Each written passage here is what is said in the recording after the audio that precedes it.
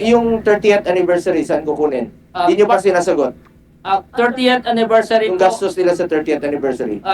kasama po siya dapat sa COB 2025. But, Saan na kukunin doon sa pondo na yan?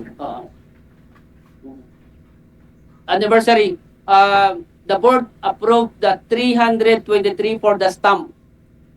Saan na kukunin doon? 323,000. Doon kukunin sa inyong working budget itong Okay. gastos sa anniversary. Doon kukunin. Mr. Chair, as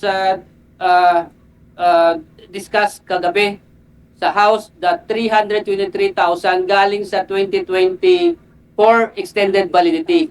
Yun muna yung in-approve po ng management and ng board. Magkano yung expected, bigyan ko kayo ng chance naman to explain. Magkano yung expected or projected niyo ng gastos sa anniversary ninyo? Magkano? Mr. Chair, the initial proposal ay 138 billion proposal. Initial. Para saan yun, Mr. Chair? Anniversary nga, ma'am. Anniversary po. Ano anniversary? Mr. Chair, Anniversaryo pang bigay ng additional package. Hindi, anniversary celebration, ma'am. Ang tanong ko lang kung saan nyo kukunin ito? Sa part ba ng working budget ninyo kukunin yung 138? Mr. Chair, ito po ay again proposal pa lang Proposal, siya. kaya nga, kung matutuloy na-approve siya ito, saan ng board, kukunin? Ay kukunin siya sa corporate operating budget Sa part pa rin ng working admin budget po. ninyo. Yes po. Ilang pasyente ang matutulungan yan? Yan, ang pinapakompute ko sa inyo. Baka naman pag, let's give them the benefit of the doubt, Mr. Chair, anniversary budget, 30 years na sila, 137 million, 138 million, siguro naman, hindi naman yung Christmas party or celebration. Siguro naman hindi biyahe. Siguro naman hindi pagkain ng mga officers. Siguro, ito ay pagpalaganap ng mga package. Di ba po? Ano ba yung 138 million? Ma'am, Mr. Chair. Oh, ano ba? Mr. Chair, sorry. Pakisagot lang, no? Yes. Yung 138 million, saan gagamitin at saan ang gagaling? Tapos balik sa tanong ko na yung 600 billion at 431 billion, hindi pa rin maliwanag kung pareho ba to o iba po. Mr. Chair, we'll just explain very quickly, just for the purposes of to expedite the discussion. What was approved by the board and what was decided in PhilHealth already is the budget for the 30th anniversary was brought down to a few 100,000 pesos only. So maybe we can just to clarify everything. There's nothing, there's no hundreds of millions, there's no millions. So just so that we can continue with the discussion, please.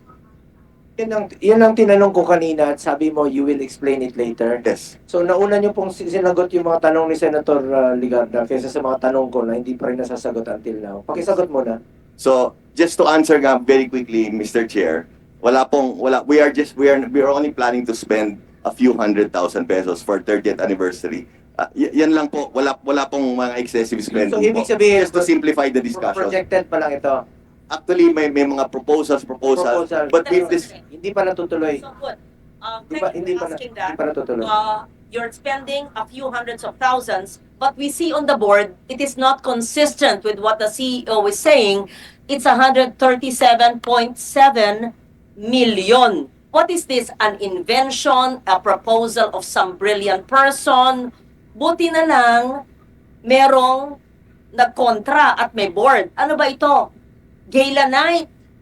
Gala night. And Sports Fest, 32 million and 13 million. Habang ang dami-daming nangangailangan ng healthcare. Anyway, erase na ito. Who's a smart person who yeah. made this? Mr. Chair, this was endorsed by a group inside PhilHealth. Sino So, yung grupo? You have to name the group because you have to enlighten that group. Kung hindi po dinis-approve ng board ito at hindi kami nanonood sa inyo, walang oversight function ang Senado, ang Congress, you could have because you're a GOCC. We don't watch you every day. Mr. Chair, Madam, Brilliant na It's- nagbigay nito. we have an anniversary committee. Sino po ang head ng anniversary committee? The anniversary committee po is headed by Mr. Ray Balenya po.